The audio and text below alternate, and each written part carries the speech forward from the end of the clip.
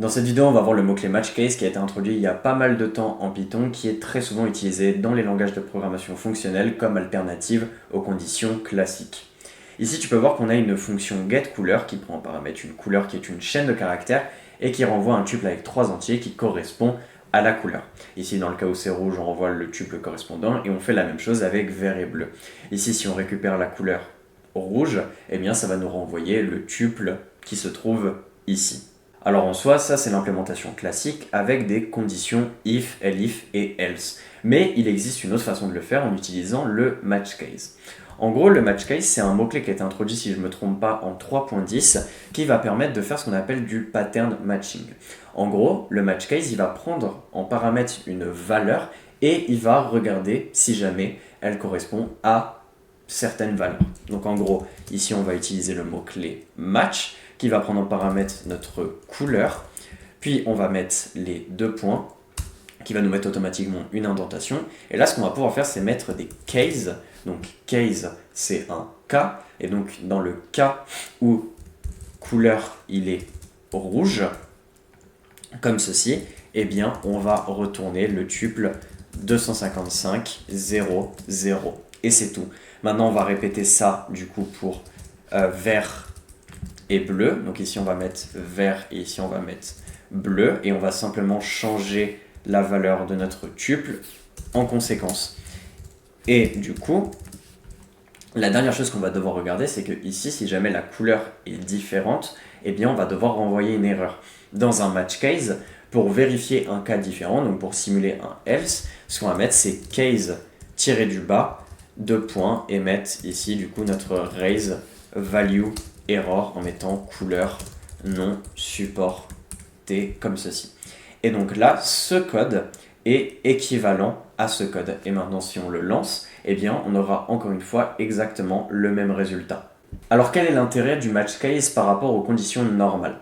Dans ce genre de cas, il n'y en a pas vraiment. Ici, c'est vraiment équivalent entre les deux et c'est plus une question de préférence. Mais tu vas voir juste après que je vais te montrer deux exemples qui vont montrer que parfois le match case peut être bien mieux que les conditions normales parce que par exemple, il va pouvoir connaître l'ensemble des valeurs d'une énumération et te dire si jamais tu en oublies une dans tes conditions, et il va aussi être utilisé pour des algorithmes récursifs. Tu peux voir maintenant qu'on a défini une énumération couleur qui a simplement les trois couleurs rouge, vert et bleu avec leurs valeurs RGB correspondantes, et je veux simplement afficher un message en fonction de cette couleur. Donc ce qu'on aurait pu faire, c'est simplement utiliser, comme tout à l'heure, des conditions et faire if couleur est égale à couleur.rouge, on affiche le message, et faire ça pour les trois couleurs. Mais ici, on va avoir un autre moyen de le faire en utilisant du match case qui va nous permettre d'avoir des fonctionnalités supplémentaires. Donc, ce qu'on va faire pour faire un match case avec les valeurs d'une énumération, c'est qu'on va faire un match avec notre couleur ici, qui est de type couleur, donc de type de cette énumération, et chaque cas, on va regarder avec la couleur associée. Donc ici, couleur.rouge. Et donc dans ce cas-là, on va retourner je suis la couleur rouge. Et donc ici, on pourrait se dire que en soi, c'est suffisant. Par exemple, on veut uniquement traiter le cas de rouge, ou simplement non, on veut traiter tous les cas, mais on a oublié les deux autres cas. Eh bien, avec les conditions, ça nous aurait rien renvoyé, on n'aurait pas eu d'erreur. Sauf que ici, comme tu peux le voir, le code est faux. Pourquoi est-ce que le code est faux? Parce que ça nous dit qu'il manque un return statement. En soi, ce message d'erreur, il n'est pas extrêmement clair, mais en gros, ce qu'il veut dire, c'est qu'il manque le cas pour vert et pour bleu. Parce que ici, si jamais je copie ce case et que je modifie pour vert et ici pour bleu, eh bien, tu vas voir que le message d'erreur va être enlevé. Et si jamais je rajoute une autre couleur qui va être jaune et je vais la mettre en 1,2,3, eh bien, on va avoir exactement la même chose qui nous dit qu'il manque un return statement. Et en gros, lorsqu'on utilise un match case avec les valeurs d'une énumération, on va être obligé de traiter tous les cas. Et si jamais on ne traite pas tous les cas, eh bien une erreur sera renvoyée. Et ça, c'est vraiment bien comparé aux conditions, puisque les conditions, elles en ont rien à foutre. C'est-à-dire que peu importe ce qui va se passer, elles sont juste là pour vérifier une condition booléenne. Sauf que ici, c'est ça la différence avec le match case, c'est que le match case, il va vraiment regarder un pattern, et donc bien regarder que ça va être rouge ou alors vert, ou alors bleu. Il n'est pas là pour vérifier une condition, il est là pour vérifier qu'une valeur soit égale à quelque chose ou non. Ici, il regarde si jamais c'est bleu, et ici, il regarde, pareil, si jamais c'est la valeur de l'énumération qui est couleur.bleu. Et donc dans ce cas-là, il faudrait juste modifier les messages pour chaque énumération. Mais voilà, et donc ici, si par exemple je fais print message couleur avec couleur.rouge, et bien tout simplement ça va nous afficher je suis la couleur rouge. Et donc là il est bien conscient de ça. Et normalement, si jamais je relance le code maintenant, on va avoir une erreur. Non, on n'a pas d'erreur, donc c'est une erreur au niveau des annotations de type, puisque je crois que de toute façon c'est MyPy qui nous dit ça. Ouais, voilà, c'est MyPy qui nous dit le missing return statement. Donc c'est les annotations de type qui nous renvoient cette erreur. Mais malgré tout, c'est grâce au match case qu'on peut faire ça, parce que même le type checker, dans le cas des conditions classiques avec if, elif et else, ne nous renvoie pas d'erreur si jamais le pattern matching n'est pas correct, puisque ce n'est pas du pattern matching, c'est simplement des conditions.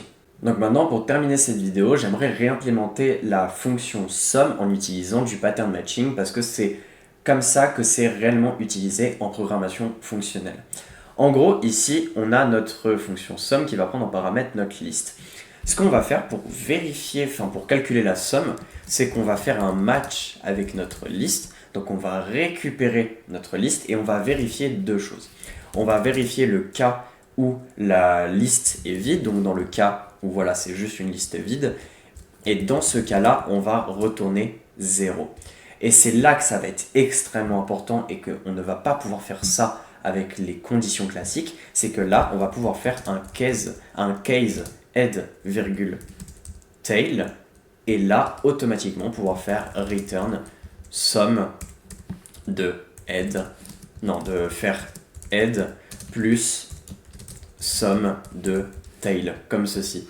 Et le dernier cas, c'est dans le cas où il y a une erreur, donc le else, et là, ce qu'on va faire, c'est raise une value error, tout simplement, voilà, une value error, on va pas mettre de message. Et donc là, tu vois que le pattern matching, ça nous a aidé à créer un code qui respecte différents cas, et ça n'aurait pas été possible avec les conditions, surtout au niveau de ça. C'est-à-dire que les conditions, c'est juste là pour vérifier quelque chose de booléen, mais en fait, le pattern matching, il va comprendre directement que cette syntaxe, c'est est-ce que c'est possible d'avoir la tête et donc d'avoir un élément. Et ici, encore une fois, si jamais la tail, c'est une liste vide, c'est pas grave. L'essentiel, c'est, en gros, ça veut dire est-ce qu'il reste encore un élément dans notre liste. Et si c'est le cas, on va ici. Ici, il va regarder si la liste elle est vide. Si c'est le cas, il renvoie 0. Si jamais il reste un élément et donc que la liste n'est pas vide, il va aller ici. Et dans le cas où il se passe autre chose, mais ça, c'est pas censé arriver, puisque soit la liste n'est pas vide, soit elle est vide. Il n'y a pas d'autre cas. Mais malgré tout, c'est simplement pour éviter d'autres problèmes. Eh bien, on va aller dans un else avec le case tiré du bas qui lui va renvoyer une value error. Et ici, si jamais on fait notre somme, eh bien, on va voir que ça va nous afficher 15.